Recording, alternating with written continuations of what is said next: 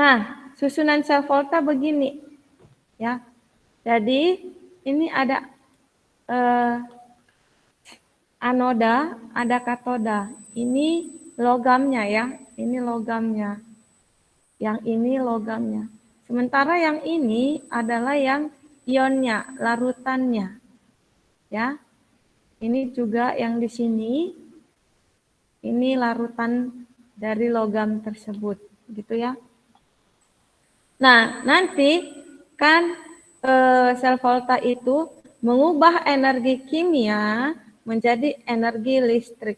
Di mana energi kimia yang dimaksud di sini adalah redoks reaksinya, ya, bukan hanya reaksi reduksi atau hanya reaksi oksidasi, tidak, tetapi redoksnya. Namun, reaksi redoks yang dimaksud di sini juga, dia harus reaksi yang spontan agar bisa menghasilkan listrik. Jika dia tidak spontan, maka listrik tidak akan terbentuk. Nah, bagaimana supaya dia spontan? Itulah yang kemarin, yang daya pereduksi dan yang tugas kalian itu. Bisa dilihat dari situ. Bagaimana supaya gampang melihat hal itu? Inilah kita pelajarin sel voltanya. Jadi dibalik-balik ya.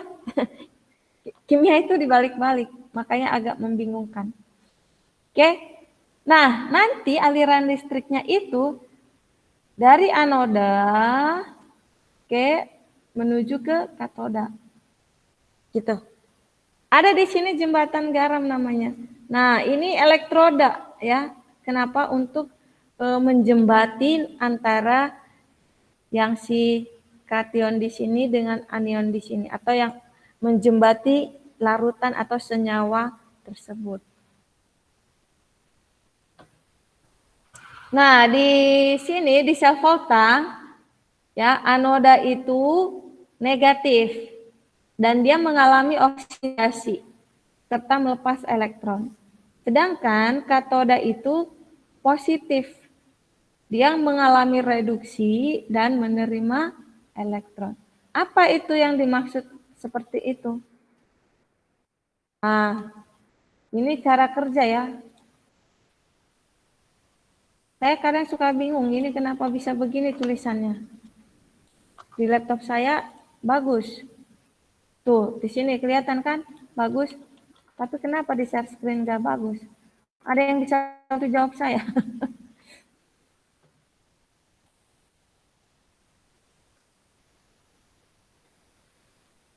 Oke, jadi maksudnya yang tadi gini, ya, si anoda tadi katanya teroksidasi, ya kan? Nah, pertama dia dalam bentuk logam, ini dia. Berarti biloxnya ini 0 kan? Lalu dia membentuk jadi suatu larutan, ini larutan aqueous. Ionisasi itu kan sudah pasti dia dalam bentuk larutan, ya. Kalau dia tidak bisa diionisasikan, berarti ada dua kemungkinan.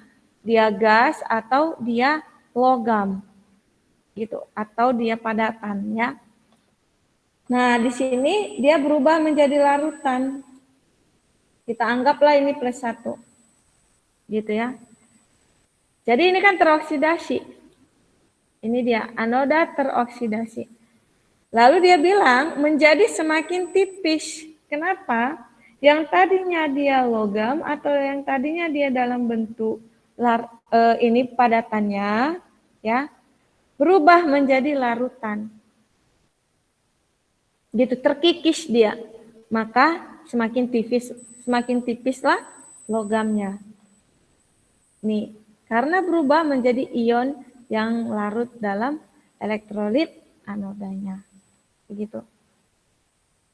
Katoda, katanya dia semakin tebal. Nih, menjadi semakin tebal, dia tereduksi. Kita anggap Ny plus ini, +1. Ya, menjadi N, 0. Nah, ini kan nurun ya, reduksi. Dia semakin tebal karena awalnya dia dalam bentuk larutan, ya, berubah menjadi padatan, bertambah padatannya, gitu ya. Atau dia dikatakan mengendap.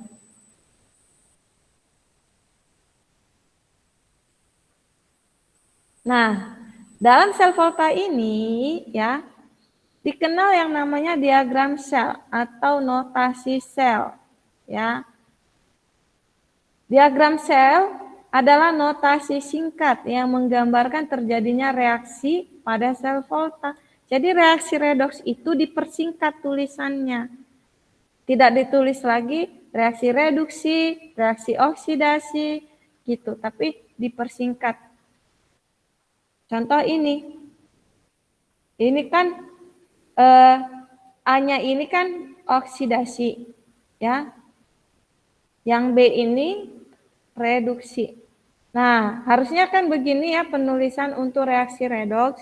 Di sel volta itu disingkat menjadi begini. Kalau bisa dijabarkan yang diagram sel atau notasi sel ini, yang ini A, ini anoda.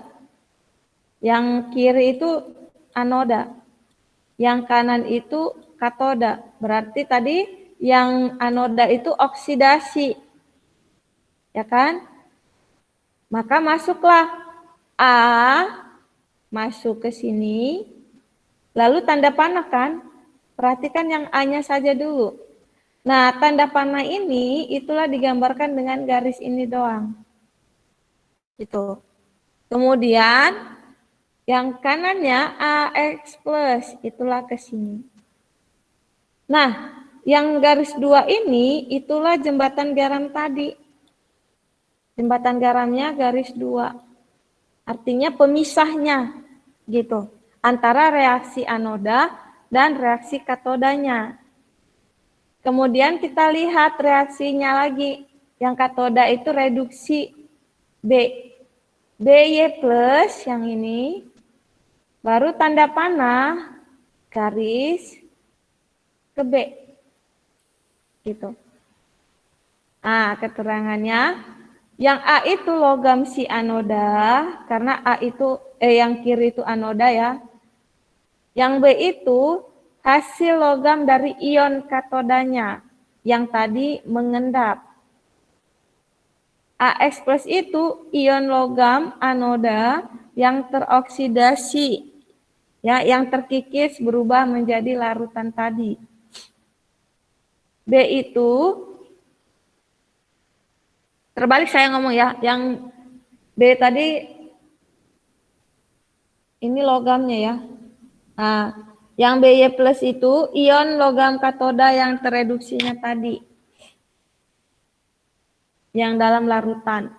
Nah, tanda 2 garis ini jembatan garamnya.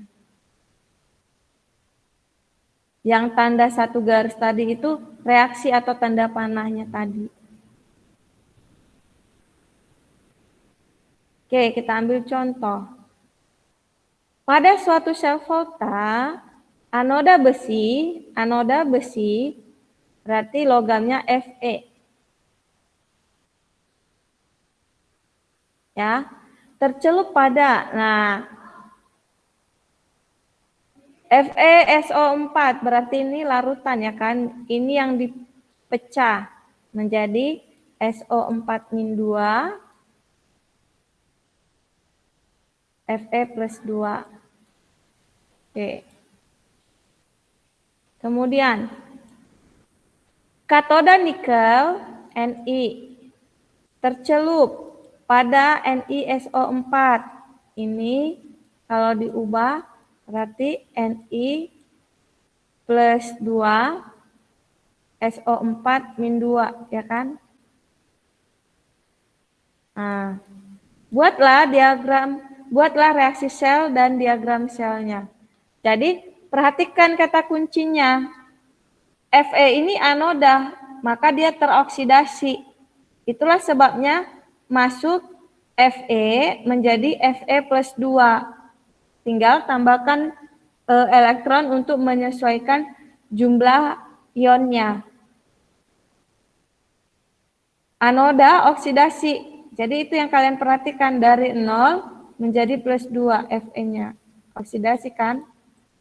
Lalu nikelnya itu katoda reduksi. Berarti ngambilnya dari yang ionnya dulu, kemudian ke logamnya karena harus turun biloxnya.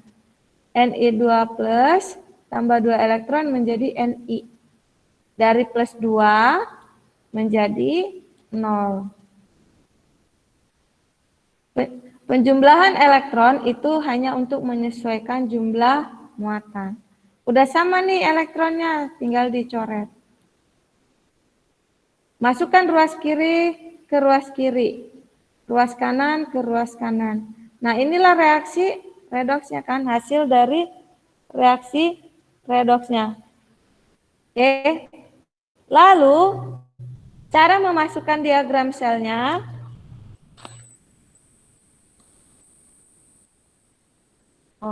Nah, caranya yang kiri itu kan anoda atau teroksidasi. Yang kanan itu katoda atau tereduksi. Tinggal masukin saja. Fe masuk tanda panah garis Fe2+. Garis 2 kali jembatan garam Ni2+, tanda panah itu garis Ni. Gitu. Sampai sini bisa? Bisa, Bu. Oke. Nah, perhatikan lagi yang berikutnya. Bu, Tadi, ya? maaf udah 2 jam pelajaran. Oh, udah lewat?